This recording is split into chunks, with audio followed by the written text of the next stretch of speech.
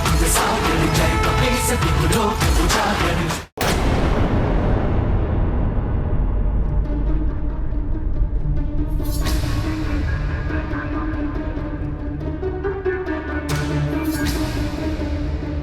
अरे ये उल्कापिंड तो काले धुएं से घिरे हुए हैं।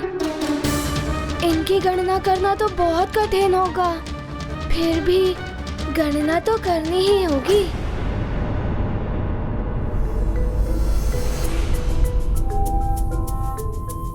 ये हुआ 18 कोटि 61 लक्ष 12 सहस्त्र 41वां उल्कापिंड।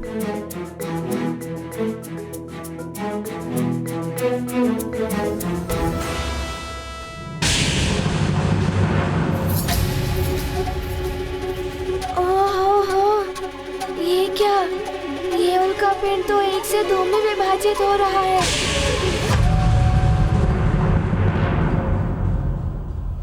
तो अब ये 18 कोटि 61 लक्ष 12 सहस्त्र 41 नहीं हुए। नहीं, ये हुए 18 कोटि 61 लक्ष 12 सहस्त्र 42।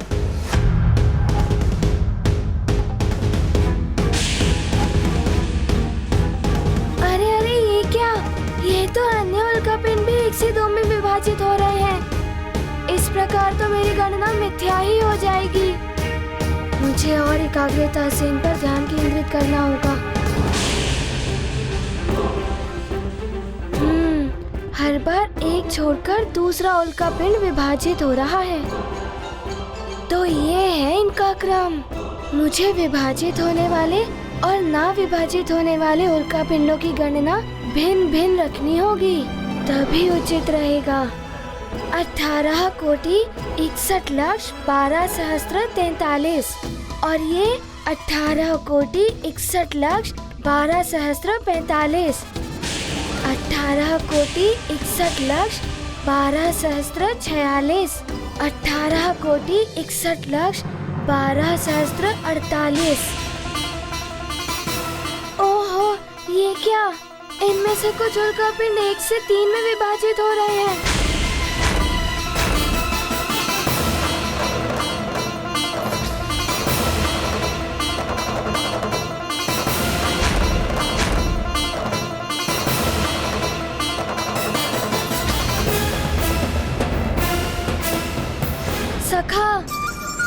सखा, अब तुम्हें ही मेरी सहायता करनी होगी। जाओ और अपना पराक्रम दिखाओ।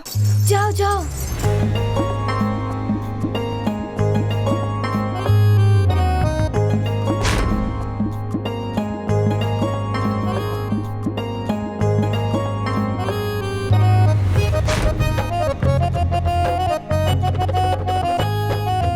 हाँ, ये ठीक है। अब मेरी गणना में त्रुटि नहीं होगी।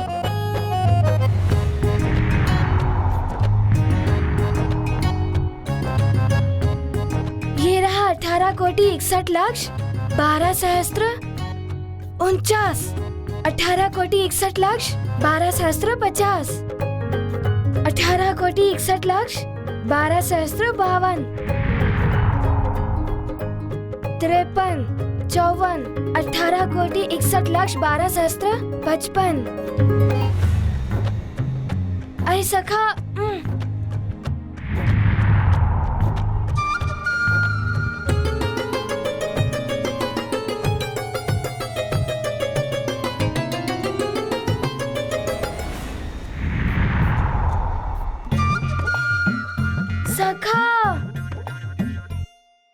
रुको।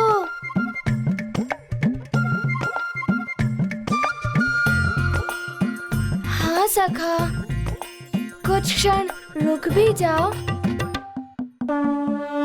ये गाथा महाबली हनुमत की, रुचिकर लीला राम भगत की। जय जय जय रघुनंदन राम, जय जय जय महाबली हनुमान। विषमताओं का हुआ अतिरेक, बना सहायक उनका विवेक। हनुमत में बुद्धि बल संचित, होंगे नहीं कभी पराजित। कठिनाई में धीरज धर के हनुमत युक्ति से विचार करते। उल्काओं के हैं 3 प्रकार, करते गणना उनके अनुसार। ये गाथा महाबली हनुमत की, रुचिकर लीला राम भगत की। जय जय जय रघुनंदन राम, जय जय जय महाबली हनुमान।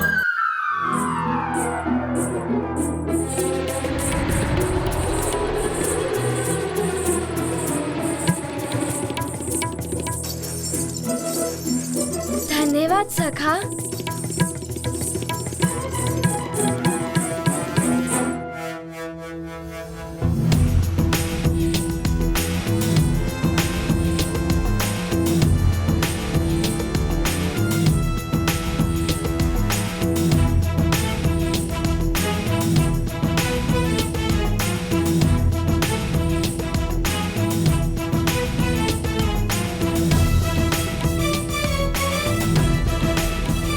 हनुमान परिक्रमा पूरी करके आ रहा है।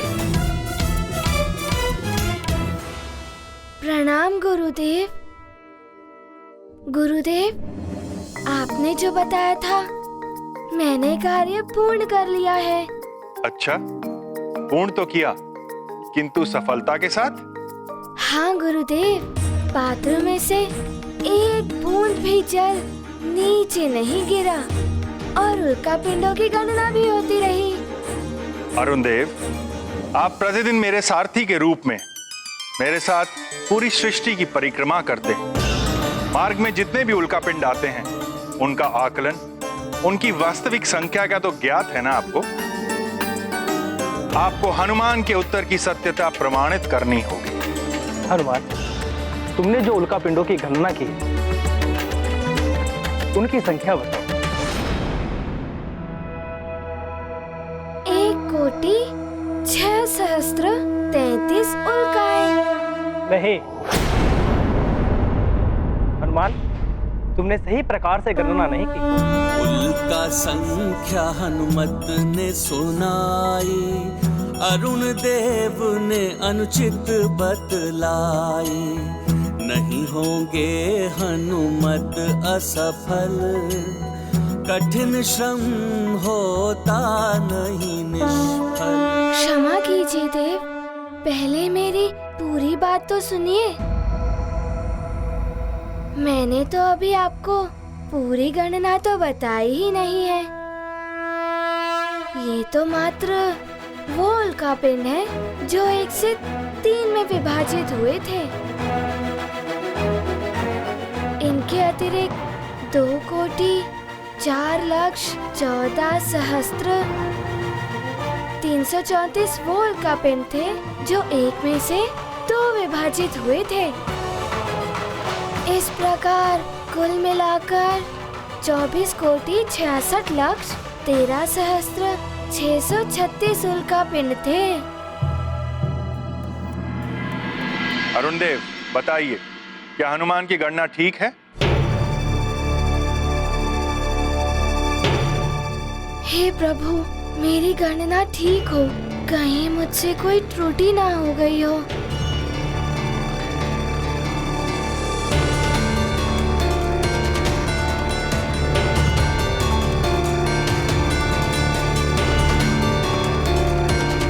हनुमान, जो तुमने उल्का पिंडों की गणना की है वो पूर्ण से सत्य है। प्रत्येक पक्ष का रखा ध्यान, हनुमत ने किया उचित समाधान। कितना भी होता साध्य, बुद्धि से पूर्ण होता कार्य। ये गाथा महाबली हनुमत की, रुचिकर लीला राम भगत की। जय जय जय रघुनंदन राम, जय जय जय महाबली हनुमान। वत्स हनुमान, तुमने विपरीत परिस्थितियों में एकाग्रता का उच्च स्तर प्राप्त कर लिया। प्रणाम गुरुदेव। ये सब आपके गुरु ज्ञान के कारण ही संभव हुआ है और इसके लिए आपको नमन।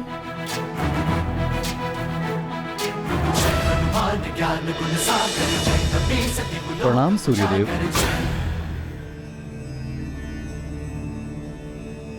प्रणाम। कीर्तिवान भवा पुत्र हनुमान। आप यहाँ?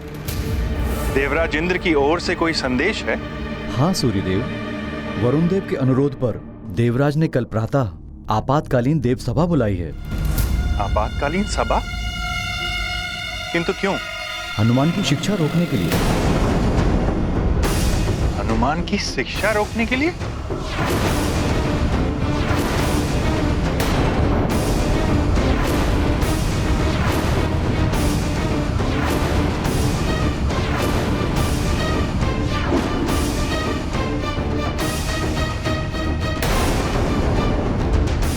अब पुनः व्यवधान, मेरी शिक्षा पूर्ण हो भी पाएगी या नहीं? मुझे मात्र 7 दिवस में शिक्षा पूर्ण करनी है। अब कैसे पूर्ण होगी मेरी शिक्षा? ऐसा कैसे कर सकता है कोई देव? सूर्यदेव, मुझे आज्ञा दें। प्रणाम। गुरुदेव, आपके द्वारा ली गई परीक्षा में मैं उत्तीर्ण रहा हूँ। फिर कोई कैसे मेरी शिक्षा को रोक सकता है?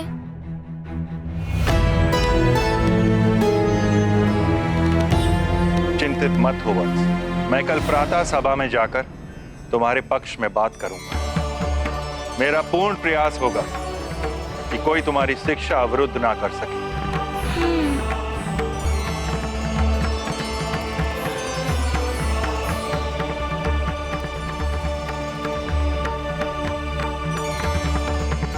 संध्या काल हो गया है हनुमान, तुम्हारी आज की शिक्षा पूर्ण हुई।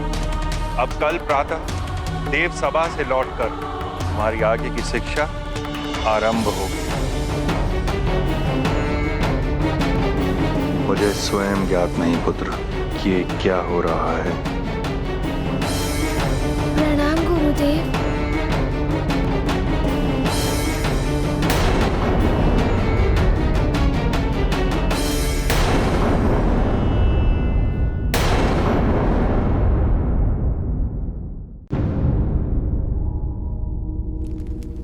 शिक्षा तो अब अवरुद्ध होकर ही रहेगी उस वानर बालक की। राहु ने वरुण देव के ऊपर अपनी छाया का ऐसा प्रभाव डाला है कि उसकी तो मति ही फिर गई है।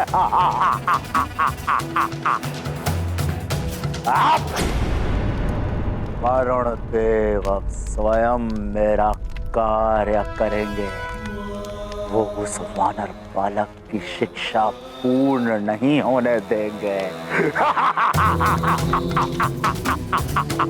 राहु, प्रसन्न कर दिया तुमने दशानन रावण को। अब देखता हूं मैं कि वो वानर बालक अपना विशेष कार्य कैसे पूर्ण करेगा जिसके लिए देवर्षि ने इंगित किया था। कालने में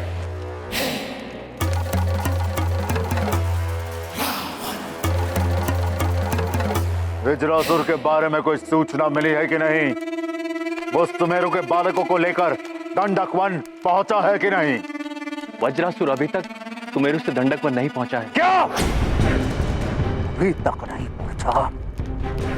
इतना समय क्यों लग रहा है?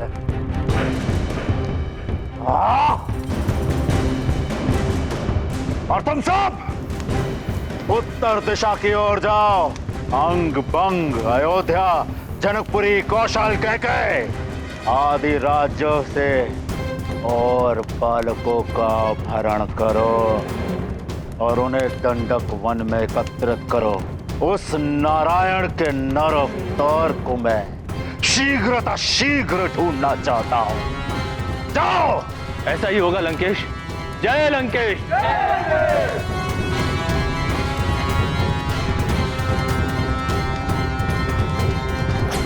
जितनी ही शीघ्रता से मैं उसे अपने हाथों से मृत्यु दूंगा, उतनी ही शीघ्रता से मुझे प्रसन्नता प्राप्त होगी। मनुष्य के रूप में जन्म लेकर तो स्वयं नारायण भी मृत्यु लोक के उस विधान से बंध गए हैं कि जो भी कुक्षी से जन्म लेता है उसकी एक ना एक दिन तो मृत्यु होती ही है। और भविष्य में निर्मित होने वाली स्थितियां ऐसी बन रही हैं कि श्री राम पर रावण के द्वारा घोर संकट की छाया दिखाई दे रही है। आपका कथन सत्य है देवी। स्वामी, श्री राम पर आए हुए इस संकट से हनुमान ही उन्हें बचा सकते हैं, किंतु वरुण देव हनुमान के लिए बाधा उत्पन्न कर रहे हैं। वरुण देव को यह समझना चाहिए देवी,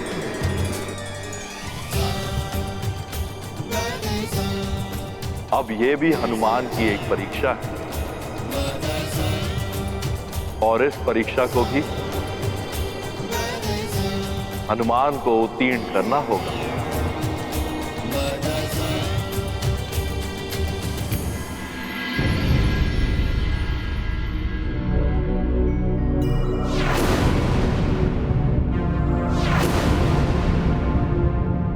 शिक्षा के लिए माँ और पिताश्री तो अधीर हैं ही, किंतु जिनके लिए मेरा जन्म हुआ है उनसे मिलने का उद्देश्य कैसे पूर्ण होगा मेरी शिक्षा की पूर्णता के बिना।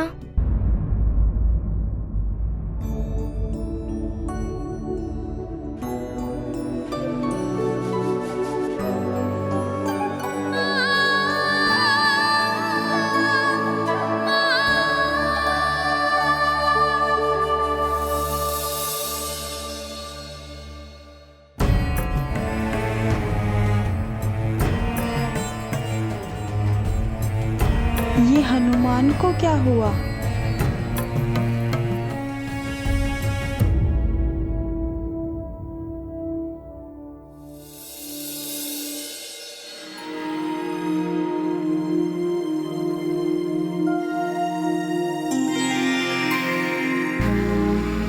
प्रणाम गुरु माता।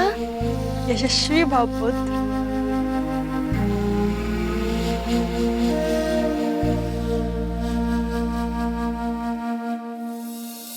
देव सभा के बारे में सोच रहे हो पुत्र, लेकिन उसकी चिंता तुम मत करो, तुम्हारे गुरुदेव सब संभाल लेंगे।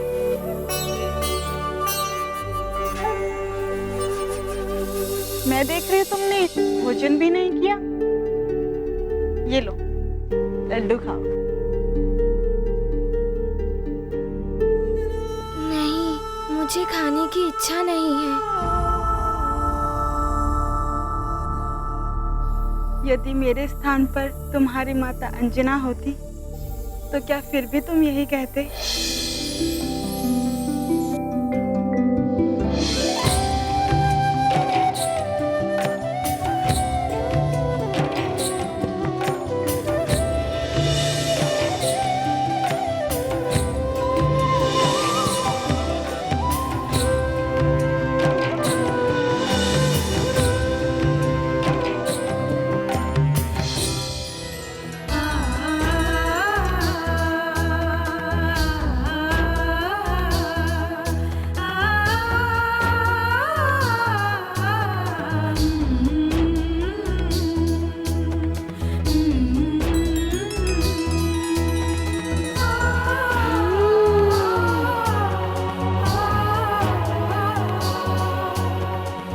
सब ठीक हो जाएगा पुत्र।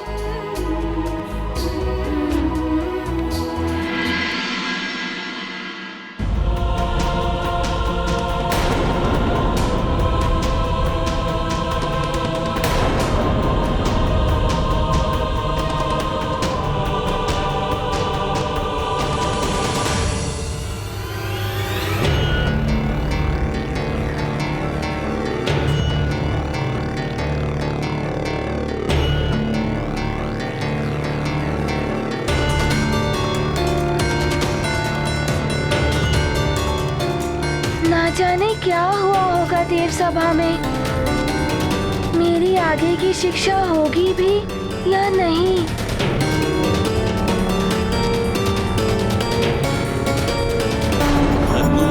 हैं अति आशंकित, होगा क्या भविष्य अनिश्चित। निश्चल भाव से करते यत्न, शिक्षा पथ में तब क्यों वे। यह कदापि उचित नहीं कि एक वानर बालक शिक्षा ग्रहण करे और देव पुत्र शिक्षा से वंचित कर दिया जाए। पुत्र मेरा हो या किसी अन्य देवता का, सूर्य देव से शिक्षा प्राप्त करने का प्रथम अधिकार देव पुत्रों को ही होना चाहिए। किंतु सूर्य देव पक्षपात करते हुए एक वानर बालक को वरीयता देकर उसे शिक्षा दे रहे हैं। वरुण देव, हनुमान कोई साधारण वानर बालक नहीं, रुद्रांश है। ज्ञात है मुझे, किंतु सत्य तो यही है कि वो है तो एक वानर बालक ही, और वानर बालक से पूर्व वरीयता देवपुत्र को मिलनी चाहिए। आप सब भी स्मरण रखिए, यदि सूर्यदेव मेरे पुत्र को शिक्षा नहीं देंगे तो हनुमान की शिक्षा किसी भी प्रकार से पूर्ण नहीं होने दूंगा मैं। वरुण देव, आप चुनौती दे रहे हैं मुझे? हाँ,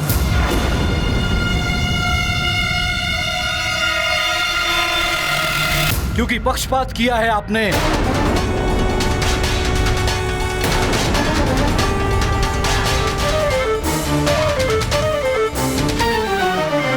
नारायण नारायण, जब राहु शीश पर सवार हो तो मति ऐसे ही भ्रष्ट हो जाती है जैसे वरुण देव की हुई है। उन्हें तो स्वयं ही ज्ञात नहीं है कि वो क्या बोल रहे हैं। राहु उनके शीश पर चढ़कर उनसे बुलवा रहा है। नारायण नारायण। वरुण देव, ये मिथ्या आरोप है मुझ पर। मैं सूर्य कभी किसी के साथ पक्षपात नहीं करता। सूर्य लोक में जो भी बालक शिष्य बनने आता है उन सब की परीक्षा ली जाती है। यदि आपका पुत्र गव योग्य होता तो उसे हनुमान से पूर्व शिक्षा दी जाती, और हनुमान को अन्य छात्रों की तरह गव की शिक्षा को पूर्ण होने तक की प्रतीक्षा करनी पड़ती। वरुण देव, आज तक मेरे न्याय पर किसी ने भी प्रश्न नहीं उठाया है।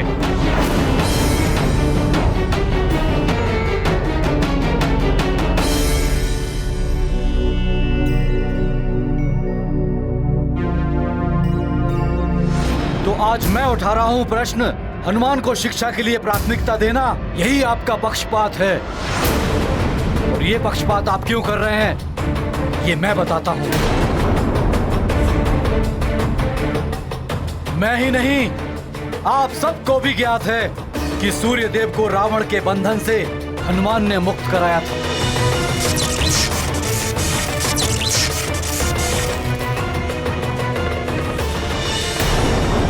उस उपकार का प्रतिफल चुकाया गया है हनुमान को शिष्य बनाकर।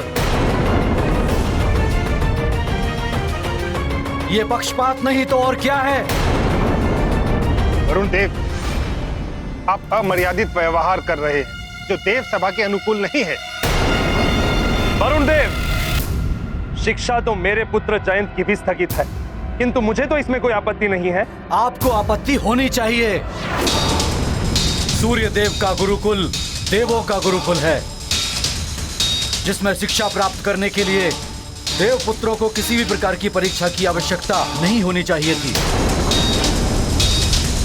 योग्यता का मापदंड गुरु और शिष्य दोनों के लिए आवश्यक है, इसीलिए परीक्षा का विधान है ये। मुझे तो ये भी ज्ञात नहीं ऐसी कौन सी परीक्षा ली आपने मेरे पुत्र की जिसमें उसे आपने अयोग्य घोषित कर दिया। मेरे समक्ष तो ली नहीं आपने परीक्षा।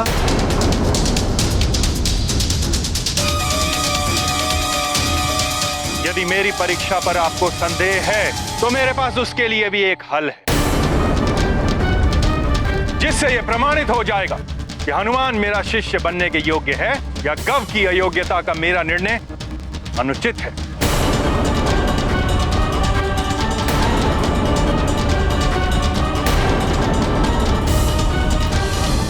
उत्तम, अति उत्तम, बड़ा ही शुभ समाचार लेकर आए हो राहु। बस दशानन, किसी भी प्रकार इस प्रतिस्पर्धा में उस बानर को परास्त कराना है। जानता हूं, उस वानर की पराजय ही हमारे विजय का मार्ग प्रशस्त करेगी। और तब सूर्यदेव अपने वचन के अनुसार उस बालक को शिक्षा नहीं देंगे।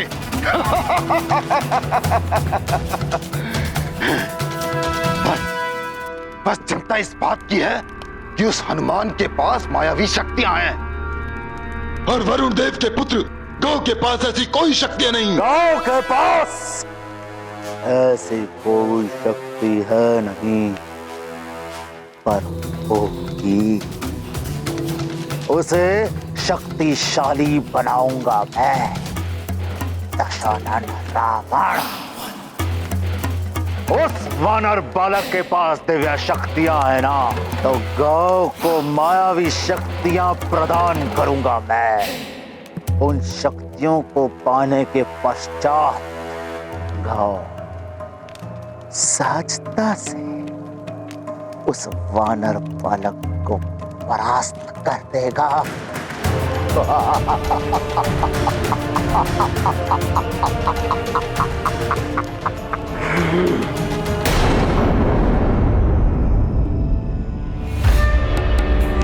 गुरुदेव,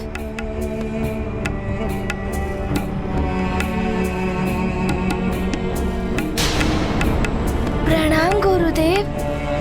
गुरुदेव, क्या निर्णय हुआ देव सभा में? क्या आप मुझे शिक्षा प्रदान करेंगे ना? पुत्र, तुम्हारी शिक्षा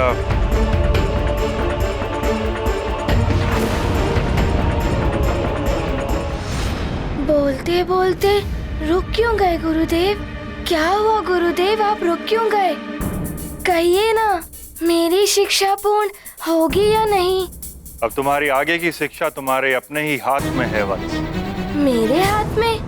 मैं कुछ समझा नहीं गुरुदेव। हनुमान, देव सभा में ये निर्णय हुआ है कि समस्त देवताओं के समक्ष तुम्हारे और वरुण देव के पुत्र गव के मध्य प्रतिस्पर्धा होगी। जो भी इस स्पर्धा में विजयी होगा वही मेरा शिष्य होगा। ये स्पर्धा आज ही होनी है पुत्र। क्या तुम प्रस्तुत हो इस स्पर्धा के लिए?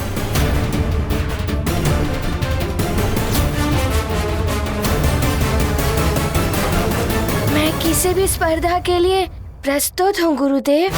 मुझे अपनी शिक्षा पूर्ण करनी है। तुम्हारी भावना सराहनीय है पुत्र। मेरा आशीर्वाद तुम्हारे साथ है। प्रणाम गुरुदेव। सभा निर्णय से हुए अवगत, स्पर्धा प्रस्ताव से सहमत। अपनी क्षमता में रख विश्वास, शुद्ध मन से करेंगे प्रयास। प्रत्येक परीक्षा हेतु प्रस्तुत, ज्ञानार्जन को पूर्ण समर्पित। हनुमत हो स्वयं पर निर्भर, उद्देश्य प्राप्ति को है तत्पर। गौ, ध्यान रहे, युद्ध हो या प्रतिस्पर्धा, विजय परम लक्ष्य होता है। विजय शक्ति से प्राप्त हो या युक्ति से। मैं तुम्हें युक्ति की जितनी शक्तियां प्रदान कर सकता था, मैंने तुम्हें प्रदान की हैं पुत्र। अब ये तुम पर निर्भर करता है कि तुम उस वानर को कैसे परास्त करते हो। पिताश्री, आज उस वानर पुत्र को ये ज्ञात हो जाएगा कि ये देव पुत्र के समक्ष वो तुच्छ है और तुच्छ ही रहेगा।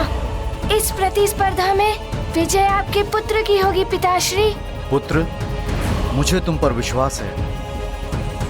मेरा आशीर्वाद है तुम्हारे साथ।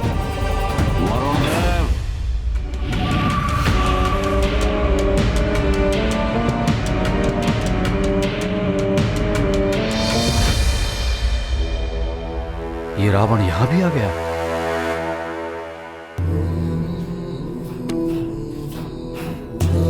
लंकेश, आप यहां वरुण लोक में?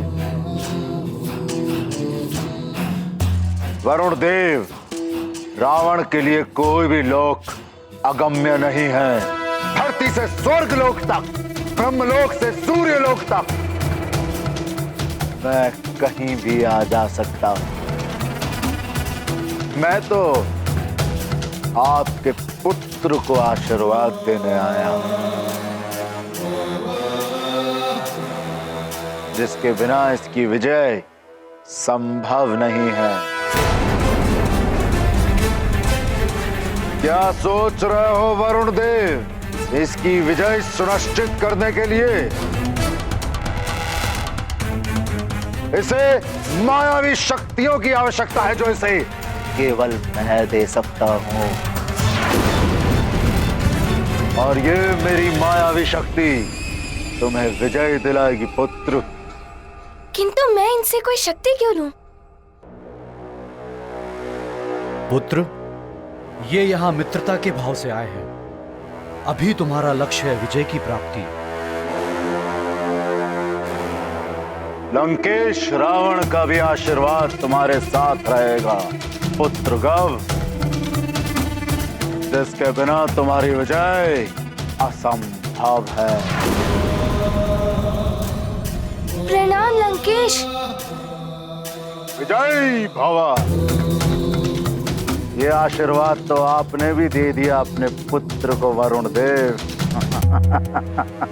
किंतु इसकी विजय सुनिश्चित करने के लिए इसे मायावी शक्तियों की भी आवश्यकता है, जो इसे केवल मैं दे सकता हूं।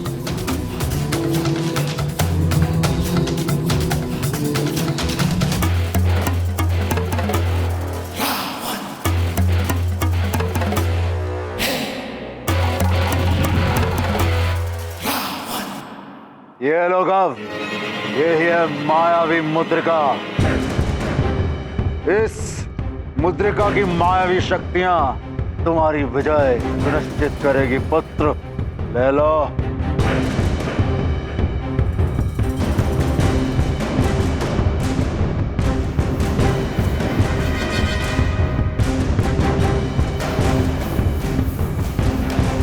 अपने पुत्र के लिए मैं कुछ भी कर सकता हूँ, अब तो रावण से मित्रता भी।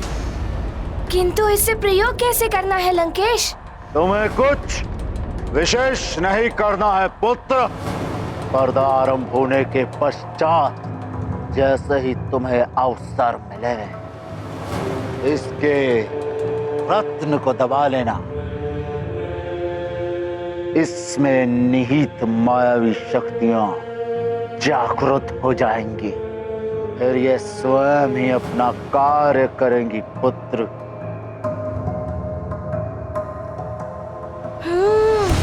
मायावी शक्ति पिताश्री, अब तो विजय मेरी ही होगी। उस तुच्छ वानर को परास्त होना ही होगा। किंतु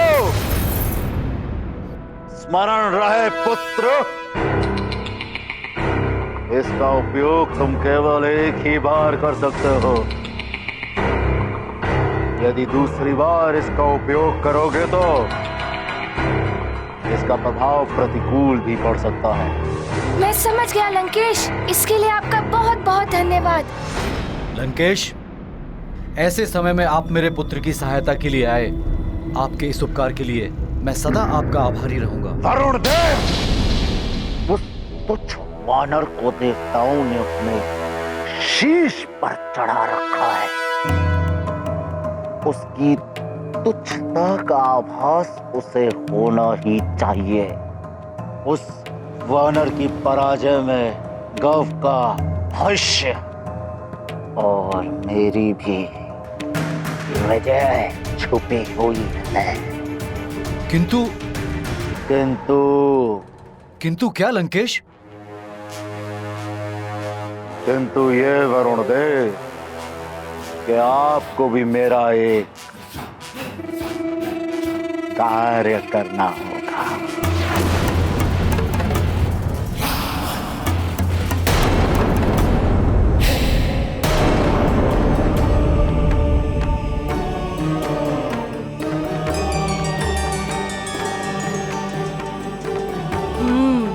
हम भी तो देखें हनुमान और गव के मध्य कौन सी स्पर्धा होने वाली है।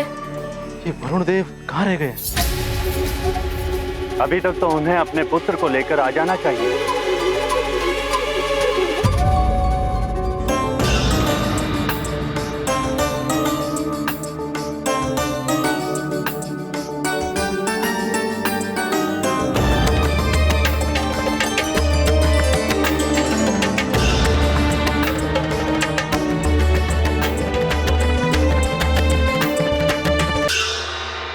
प्रणाम वरुण देव।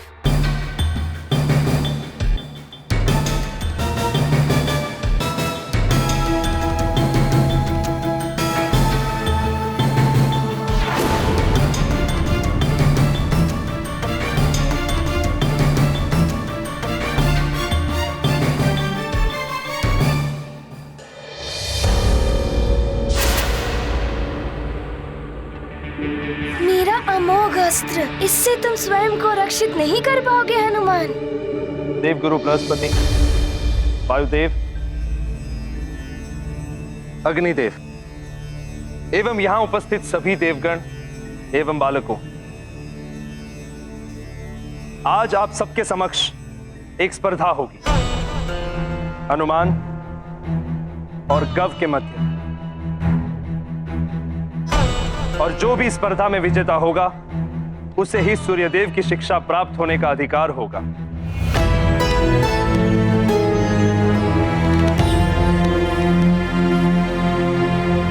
और जो भी इस स्पर्धा में परास्त होगा उसे सूर्यदेव अपनी शिक्षा प्रदान नहीं करेंगे। वो स्पर्धा क्या होगी, इस विषय में सूर्यदेव बताएंगे। क्षमा करें देवराज, मेरा सुझाव है कोई बड़ी और कठिन प्रतिस्पर्धा होनी चाहिए। कुछ ऐसा जिससे कि हनुमान और गव की शक्ति, युक्ति एवं बुद्धि चातुर्य की परीक्षा हो सके।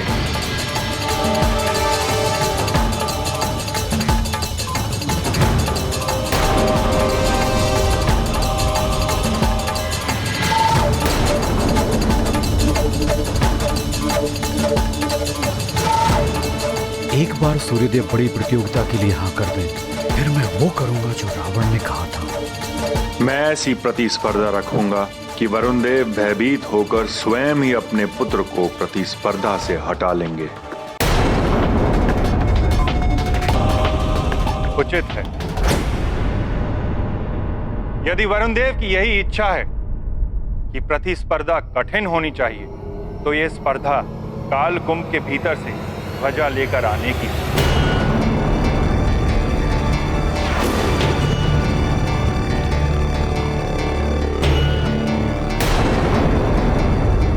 सूर्यदेव, आज तक कालकुंभ से कोई भी ध्वजा लेकर बाहर नहीं आ पाया है।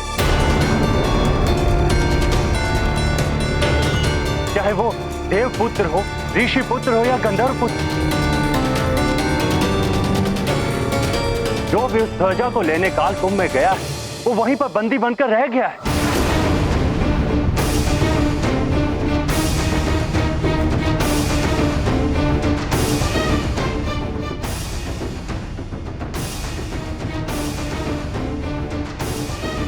कालकुंभ की रक्षा करने वाले सैनिक भी महायोद्धा हैं।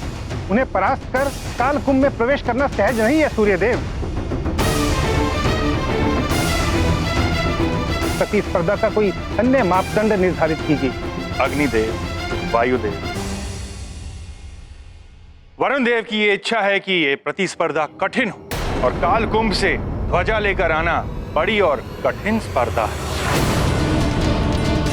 हाँ, यदि हनुमान या गव को इस कालकुंभ में जाने से भय लगता है, तो वो अपनी पराजय स्वीकार करके प्रतिस्पर्धा को समाप्त करा सकते हैं।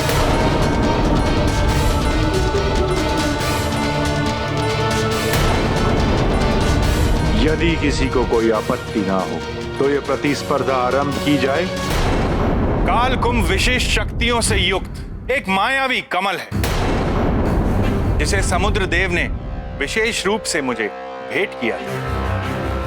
असीमित क्षमता वाला छात्र ही इस परीक्षा में सफल हो सकता है। जो छात्र काल कुंभ की रक्षा कर रहे सैनिकों को परास्त करता हुआ काल कुंभ में जाकर ध्वजा लेकर न्यूनतम समय में बाहर आ सके, वही असीमित क्षमता वाला छात्र ही इस परीक्षा में सफल हो सकेगा। स्मरण रहे, काल कुंभ रूपी कमल की पंखुड़ियां कुछ ही समय के लिए खुलती हैं। यदि एक बार वो बंद हो गईं, तो कोई भी उनसे बाहर नहीं निकल पाएगा। अब भली भांति सोचकर बताइए कि क्या इस प्रतिस्पर्धा के लिए हनुमान एवं गव प्रस्तुत हैं? गुरुदेव, मैं किसी भी परीक्षा के लिए प्रस्तुत हूँ। मेरा पुत्र गौ भी स्पर्धा से पीछे नहीं हटेगा सूर्यदेव।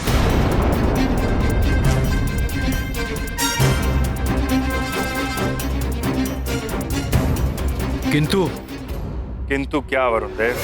किंतु स्पर्धा स्वयं की शक्तियों के आधार पर होनी चाहिए। हनुमान को देवताओं ने वरदानों की शक्तियां दी हुई हैं, इसलिए हनुमान को वरदानी शक्तियां त्याग कर इस स्पर्धा में भाग लेना पड़ेगा। यह अनुचित है वरुण। हनुमान और गौ के पास जो भी शक्तियां इस समय हैं, उन्हें वैसे ही रहने दिया जाए। गौ देवलोक का वासी है और स्वाभाविक रूप से इसके पास पृथ्वीलोक वासी की अपेक्षा अधिक शक्तियां हैं। वायुदेव, गौ को ये शक्तियां स्वाभाविक रूप से मिली हुई हैं, इसलिए हनुमान को भी अपनी स्वाभाविक शक्तियों के साथ इस स्पर्धा में प्रस्तुत होना पड़ेगा। उचित है। मैं इस प्रतिस्पर्धा में अपनी वरदानी शक्तियों के बिना ही भाग लूंगा।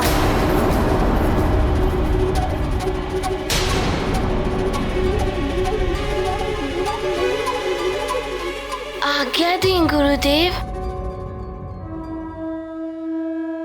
मैं समस्त देवी देवताओं को प्रणाम करते हुए ये शपथ लेता हूँ,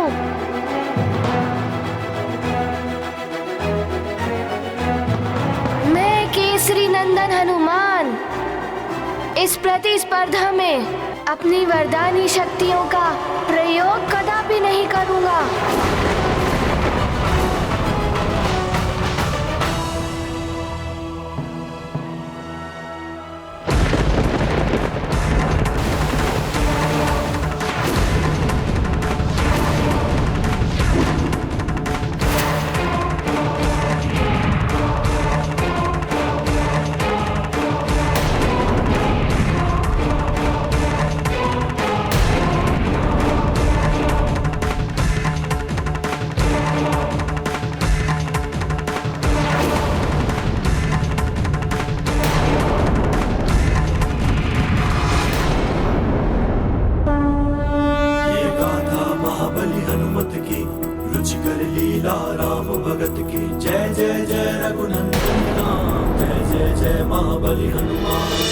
राहु प्रभाव हुआ प्रबल, वरुण देव ने किया है छल।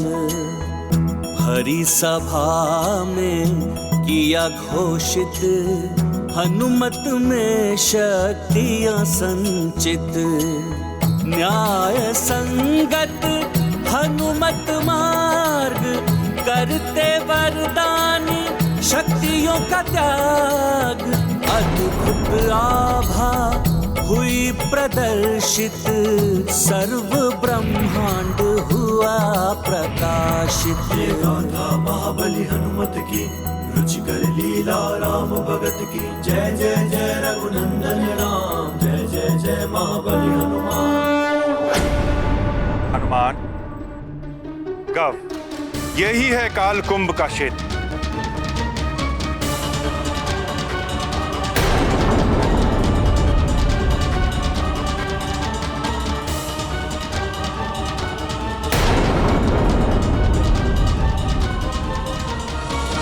कितने अद्भुत हैं ये काल कुंभ। ये है कालकुंभ। कहीं मैं कालकुंभ में फंस गया तो?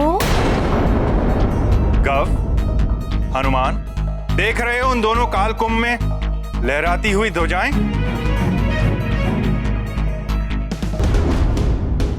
तुम दोनों को अलग अलग कुंभ में जाकर ध्वजा को लेकर आना है। जो सर्वप्रथम ध्वजा लेकर आएगा वही होगा मुझसे शिक्षा प्राप्त करने का अधिकारी। हनुमान, तुम उस कुंभ की ओर, गव, तुम उस कुंभ की ओर प्रस्थान करो।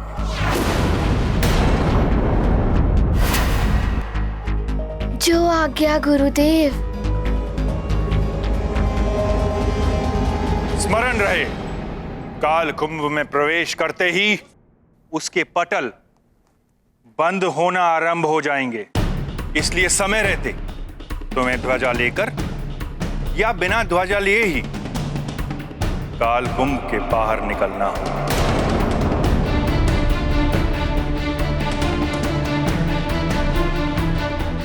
अन्यथा पटल बंद होने के पश्चात उसे मैं भी नहीं खोल सकता। जिस प्रकार अन्य कुंभों में देववीर, ऋषिवीर और यक्षवीर बंदी हैं,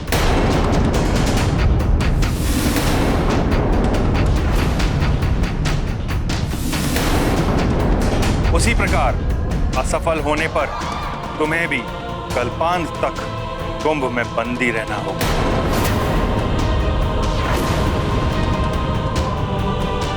मेरी इस बात को हर क्षण स्मरण रखना। मैं स्मरण रखूंगा गुरुदेव। मैं भी स्मरण रखूंगा। यही नहीं, काल कुंभ तक पहुंचने से पूर्व तुम्हें काल कुंभ के रक्षक योद्धाओं का सामना करना होगा।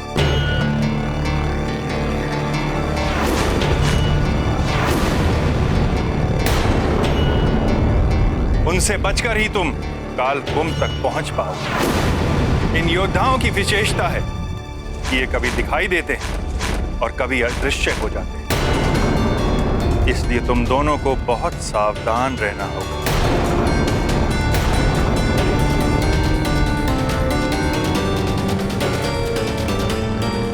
सब भली भांति समझ लिया ना पुत्र गव? अब बताओ, क्या तुम इस स्पर्धा के लिए प्रस्तुत हो? मेरा पुत्र प्रस्तुत है सूर्यदेव। आप स्पर्धा आरंभ कराइए। हाँ, मैं प्रस्तुत हूँ। आप इस स्पर्धा को आरंभ करने का संकेत दीजिए।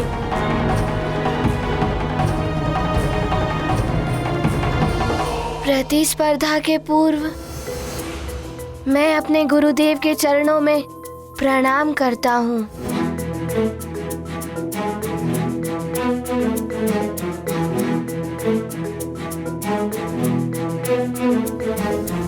आप सब देवताओं को भी नमन है मेरा। आप सबके आशीर्वाद का प्रार्थी हूँ मैं। विजय भाव पुत्र। मैं भी आप सबको प्रणाम करता हूँ। मुझे भी आशीर्वाद दीजिए।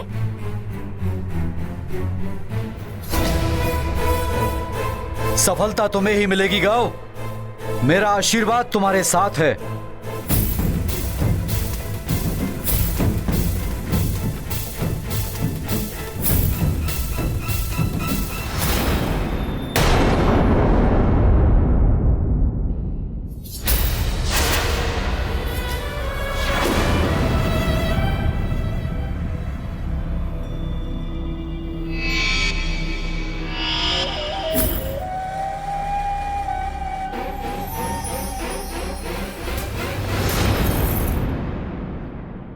इन योद्धाओं का सामना सतर्कता से करना होगा मुझे।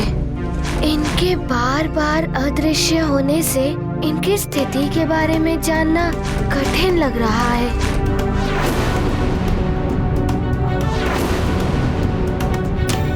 हनुमान, मैं तुम्हें शत्रु नहीं मानता, किंतु इस स्पर्धा में शत्रु भाव रखना विजय प्राप्ति के लिए आवश्यक है। मुझे अपनी योग्यता सिद्ध करने के लिए मेरा लक्ष्य है वो ध्वज।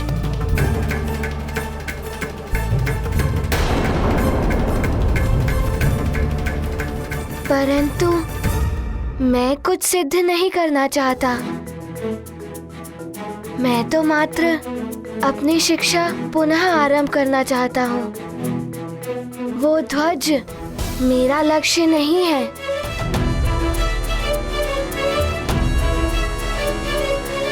गुरुदेव से शिक्षा प्राप्ति ही मेरा लक्ष्य है।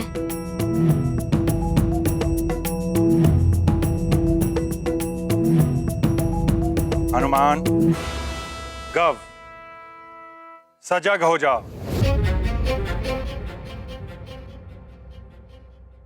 तुम्हारी प्रतिस्पर्धा आरंभ होती है अब।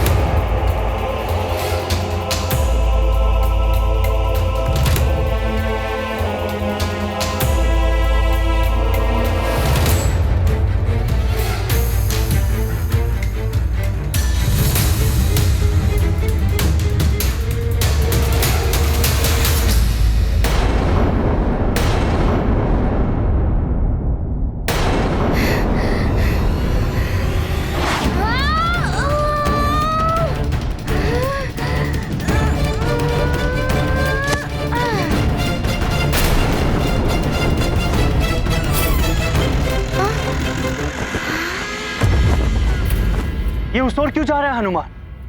वहां तो उसके प्राणों पर संकट आ जाए।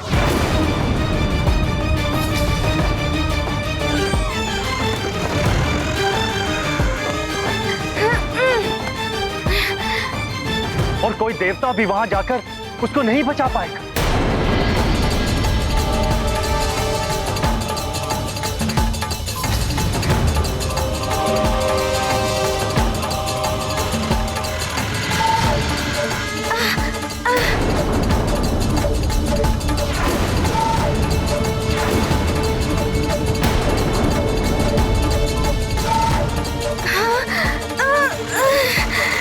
ये क्या हो गया?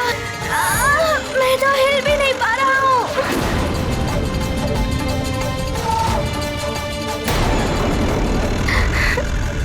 हनुमान तो विकट परिस्थिति में उलझ कर रह गया है। परीक्षा में सफल होना तो दूर, ये यहाँ से निकल भी नहीं पाएगा। किसी से मिलन का इसके जीवन का उद्देश्य ही नहीं। इसका जीवन भी संकट में है अब।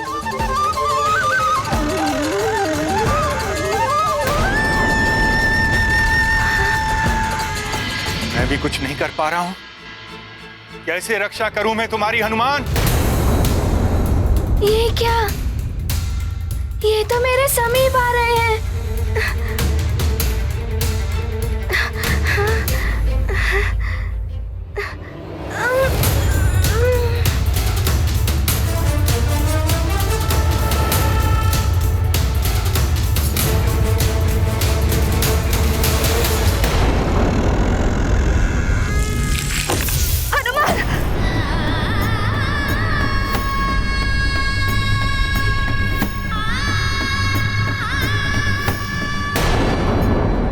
ये क्या? ये तो मेरे समीप आ रहे हैं।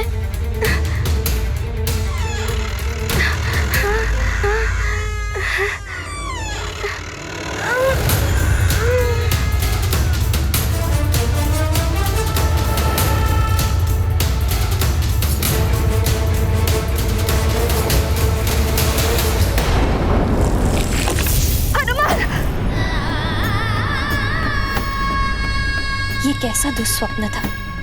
न जाने मेरा पुत्र कैसा होगा वहां सूर्यलोक में।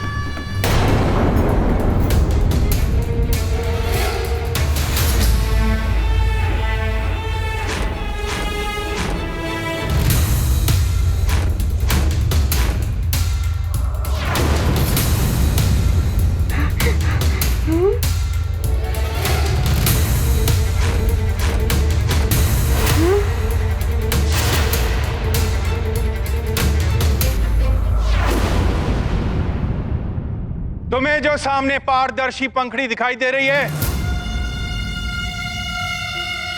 काल कुंभ योद्धाओं का क्षेत्र वहीं से आरंभ होता है।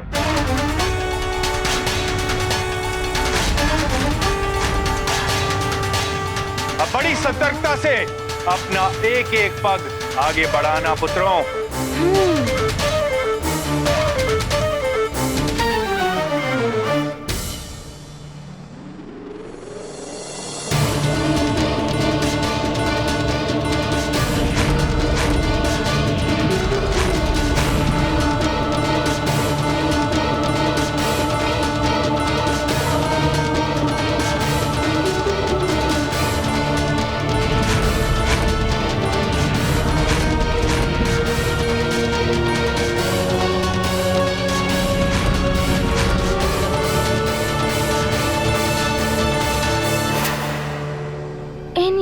की स्थिति तो समझ में ही नहीं आ रही है कि ये कब कहाँ है। देखता हूँ।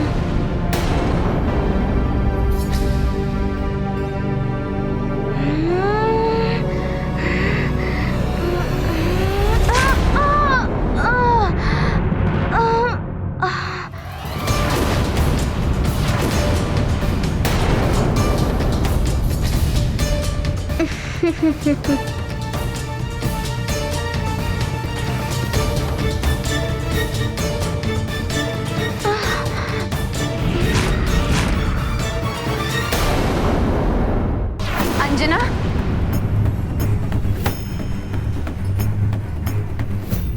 क्या हुआ पुत्री? दुस्वप्न देखा। मैंने देखा कि हनुमान काल कुंभ में बंद है, मेरा लाल संकट में।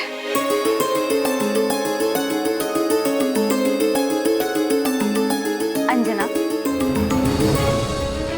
हनुमान तो औरों के संकट हरता है, उससे कैसे संकट आ सकता है? और वो तो सूर्यदेव से शिक्षा प्राप्त करने गया है ना? नहीं माँ, कुछ तो अनुचित हुआ है या होने वाला है मेरे हनुमान के साथ। तो किसी से ज्ञात कीजिए, कोई तो होगा जो हमें हनुमान की कुशलता के बारे में बता सके। मतंग ऋषि, वही दिव्य चक्षुओं से देखकर बता सकते हैं। तो अभी चलते हैं माँ। अभी नहीं पुत्री, केसी जी निरीक्षण के लिए सुमेरु के वन गए हुए हैं, उनके लौटते ही चलेंगे। नहीं माँ, मेरा मन बहुत व्याकुल हो रहा है, मैं और प्रतीक्षा नहीं कर सकती। जब तक मतंग ऋषि से हनुमान की कुशलता का समाचार नहीं मिल जाता, मेरे लिए एक क्षण भी बिताना कठिन होगा। हमें अभी ही चलना होगा। चलिए।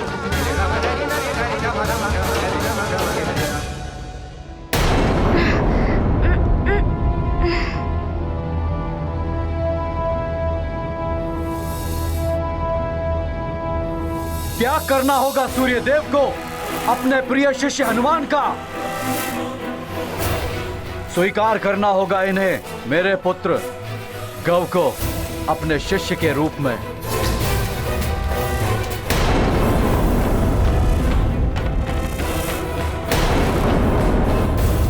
आज ये सबके समक्ष सिद्ध हो जाएगा कि मेरा पुत्र ही श्रेष्ठ एवं योग्य है।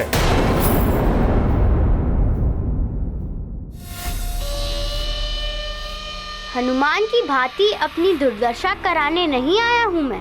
अवसर देखकर इस मुद्रिका का प्रयोग करूंगा मैं और प्रवेश कर जाऊंगा काल कुंभ में।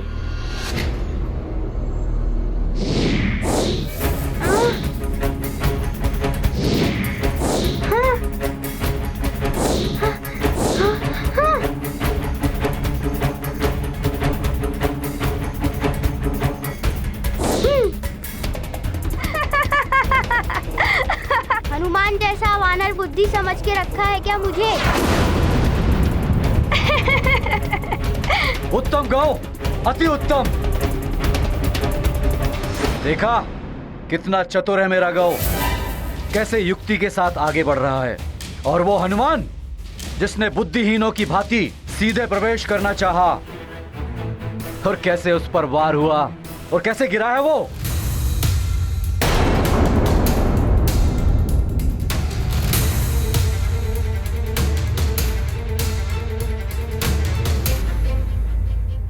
आप भूल रहे हैं वरुण देव, बालक बार बार गिरकर ही चलना सीखता है।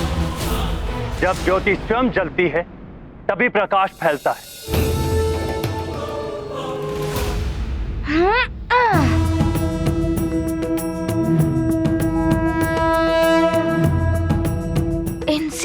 करके भीतर जाना ही उचित होगा, अन्यथा ये लौटते समय भी व्यवधान उत्पन्न करेंगे।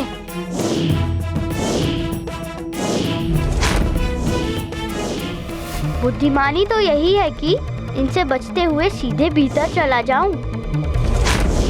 यदि भीतर जाने में अड़चन आई भी तो अवसर मिलते ही इस अंगूठी की मणि पर दबाव डालकर इसकी मायावी शक्ति से मेरे समक्ष आने वाले योद्धाओं को मूर्छित कर दूंगा और भीतर प्रवेश कर जाऊंगा।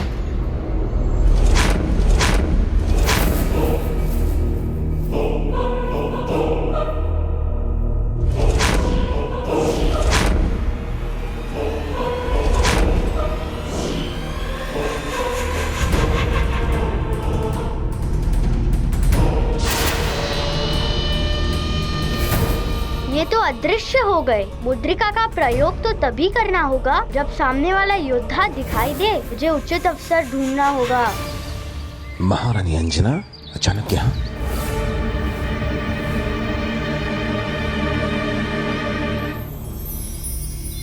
प्रणाम ऋषिवर। प्रणाम ऋषिवर। कल्याण हो। अब आप ही मेरी सहायता कर सकते हैं। क्या बात है पुत्री अंजना? ऋषिवर, अंजना ने एक दूसरा देखा कि हनुमान पर घोर संकट है। तभी से ये व्याकुल है और बावली सी दौड़ती दौड़ती आपके पास आई। उस दुस्वप्न के बारे में सुनकर हम सब बड़ी चिंता में हैं ऋषिवर। अब आप ही ध्यान कीजिए और हमें बताइए कि हनुमान कुशलता से तो है। धीरज रखिए, मैं अभी बताना।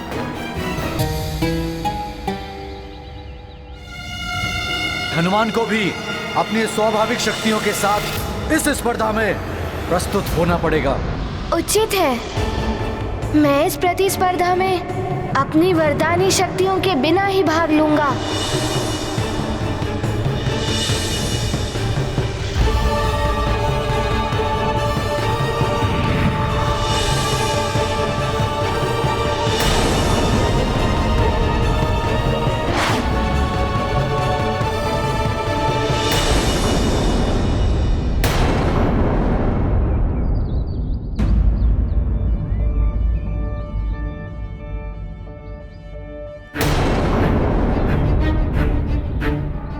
क्या हुआ ऋषिवर? हनुमान कोई संकट में तो नहीं? वो कुशल से तो है ना? हनुमान की शिक्षा में बाधा उत्पन्न हो गई है।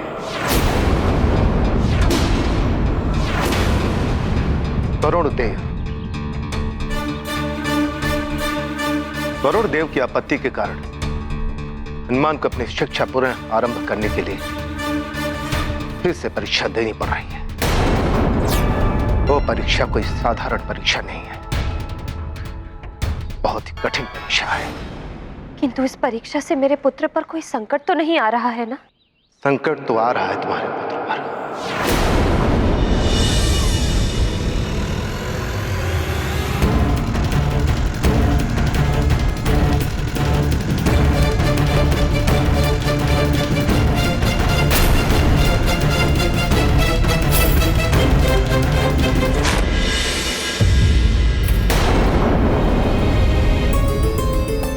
इतनी दूर अकेला है वो, कैसे इस संकट का सामना करेगा?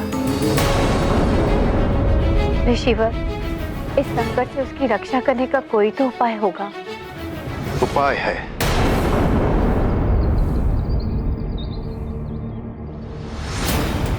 पुत्री अंजना, तुम्हारे पुत्र की कुशलता और स्वप्न के दुष्प्रभाव को दूर करने के लिए कोई घोर पूजा या व्रत करना होगा, तभी संभवतः हनुमान पर आने वाला संकट टल सकता है। मुझे पुनः प्रयास करना होगा।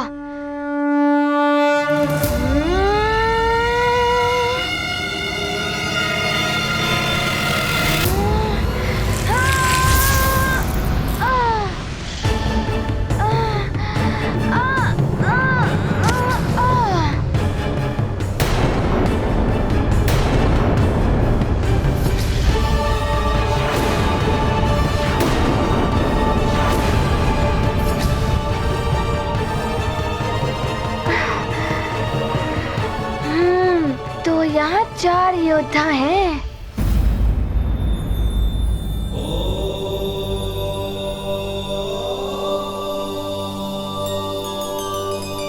ये तो हनुमान के विरुद्ध षड्यंत्र है प्रभु। उस अबोध बालक को विपदा में डाला जा रहा है। प्रभु और माता दोनों ध्यान में लीन हैं। इनसे कैसे पूछूं मैं कि हनुमान के साथ अन्याय हो रहा है। दिव्य शक्तियों के बिना हनुमान के पास मात्र अपनी ही शक्तियां शेष हैं।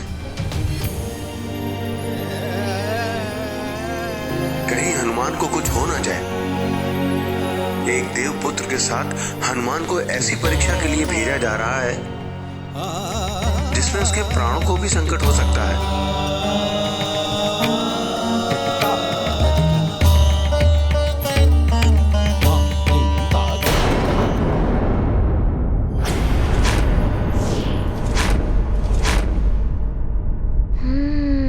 आज यदि हनुमान परास्त हो गया तो अनर्थ हो जाएगा।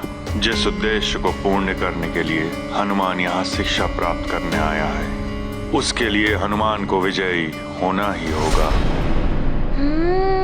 4 योद्धा, और ये तभी पूर्णतया दिखाई देते हैं जब ये वार करते हैं, अथवा इनका और इनके शस्त्र का संपर्क मेरी देह से होता है। ये गाथा महाबली हनुमत की, रुचिकर लीला राम भगत की। जय जय जय रघुनंदन राम, जय जय जय महाबली हनुमान। अदृश्य योद्धा करते वार, कैसे पाए उनसे पार।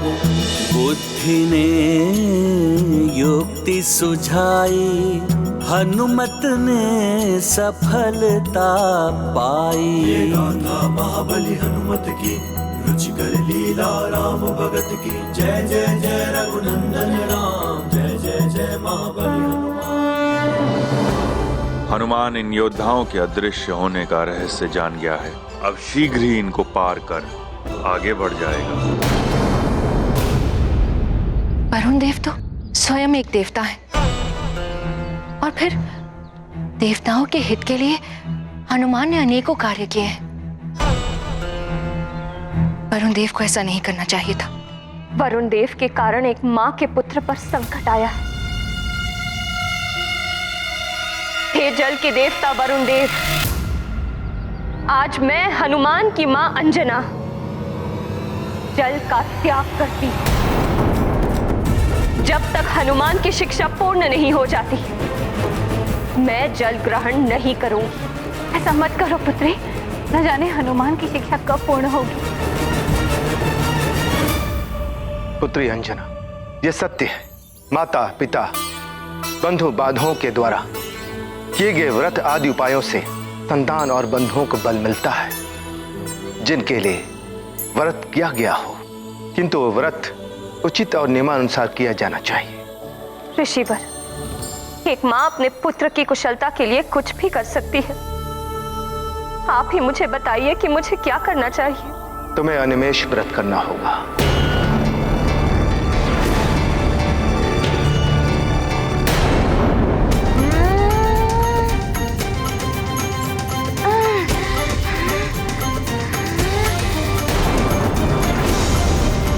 हनुमान जी तुम क्या कर रहे? मत गिरो बात।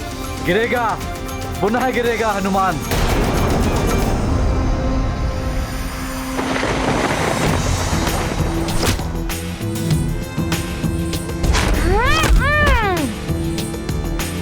अब देखता हूँ कैसे अदृश्य होते हैं आप।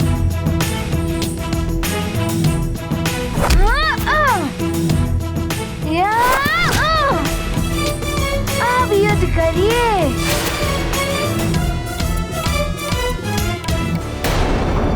अर्थात बिना पलक झपकाए निरंतर सूर्य देव को निहारना।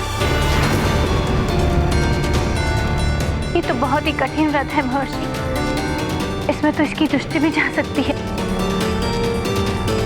अपने पुत्र को काल दृष्टि से बचाने के लिए अंजना को अपनी दृष्टि पर संकट को लेना ही होगा।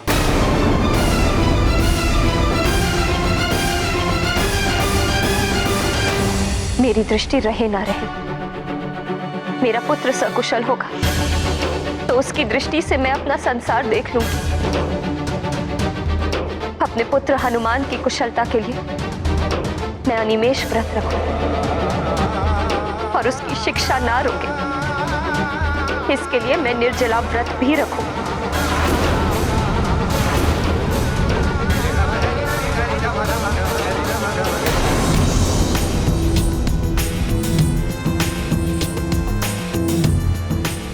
ये हनुमान कहीं गौ से पहले ही कालकुंभ में प्रवेश न कर जाए।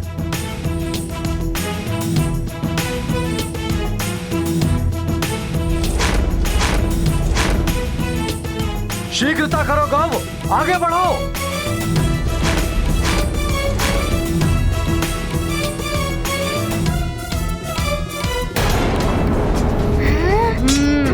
हनुमान, तुम्हारे कारण ही अब मैं जान गया हूँ कि इन योद्धाओं को शस्त्र पकड़ते ही ये दिखाई देने लगते हैं। अब देखता हूँ मैं भी इन्हें।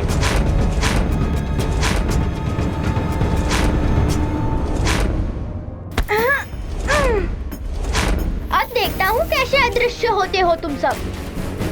अब बताता हूँ कि गौ क्या है।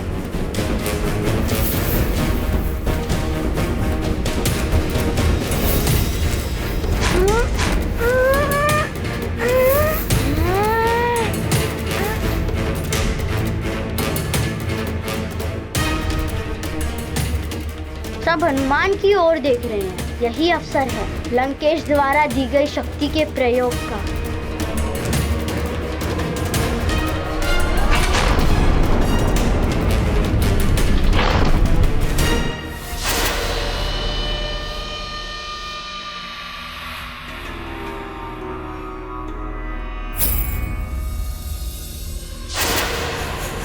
सामने कालकुंभ है। इन योद्धाओं से लड़ने से तो अच्छा है सीधे कालकुंभ में जाकर ध्वज ले आऊं। ऐसा अवसर पुनः नहीं मिलेगा। नारायण नारायण।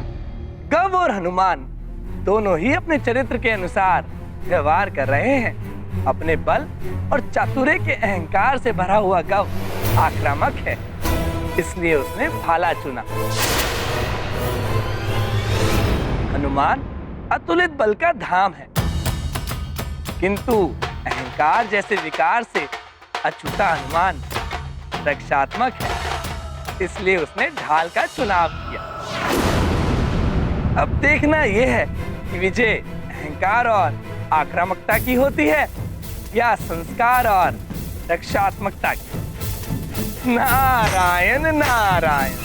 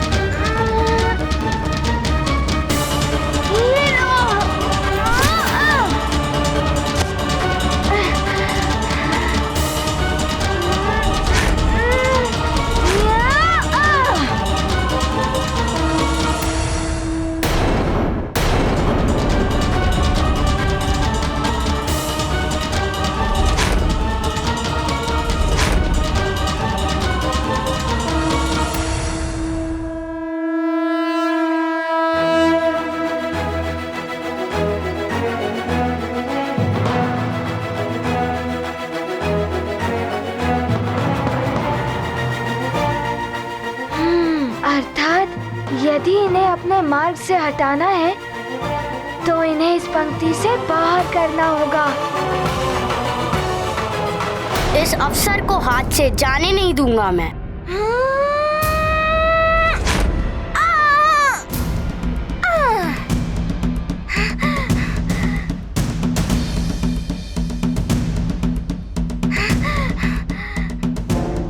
अब तो विजय मेरी ही होगी।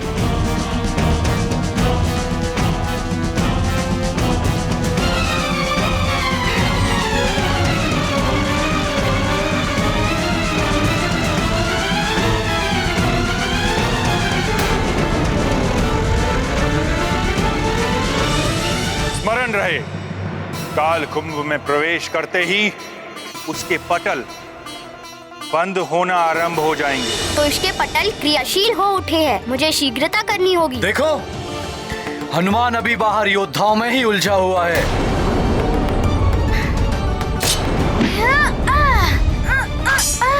और मेरा गांव काल कुंभ में भी पहुंच गया है। यह है बल और चतुराई। हनुमान से श्रेष्ठ है मेरा गांव। गौ तो हनुमान से पहले पहुंच गया है। यदि हनुमान विस्पर्धा में विजय नहीं हुआ तो कैसे अपनी शिक्षा पूर्ण कर पाएगा, और बिना शिक्षा पूर्ण किए कैसे उनसे मिल पाएगा जिनसे उसे मिलना है।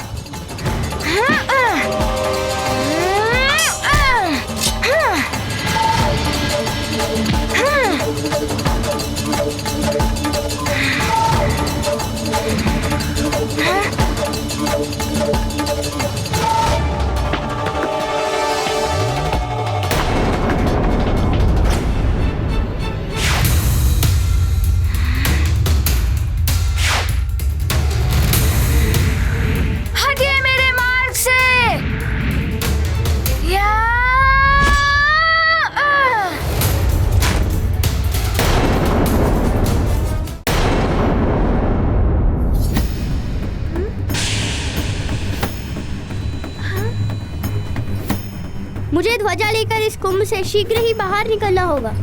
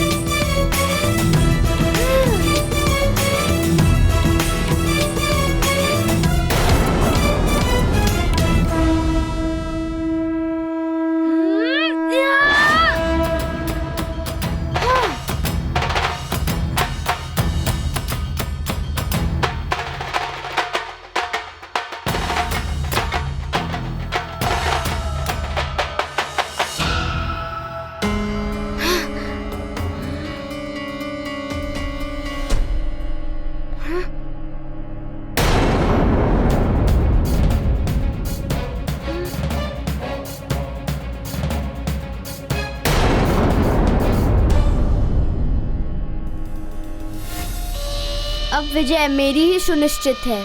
इसके लिए धन्यवाद लंकेश, मुझे यहाँ तक पहुँचाने के लिए।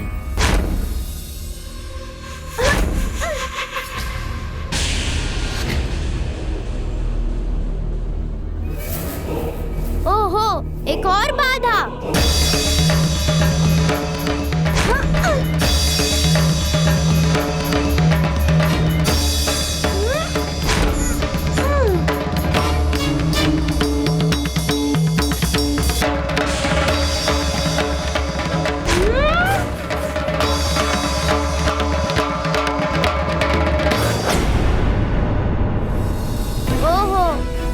विद्युत चक्रों से मेरा बचाव ये दिव्य भाला करेगा।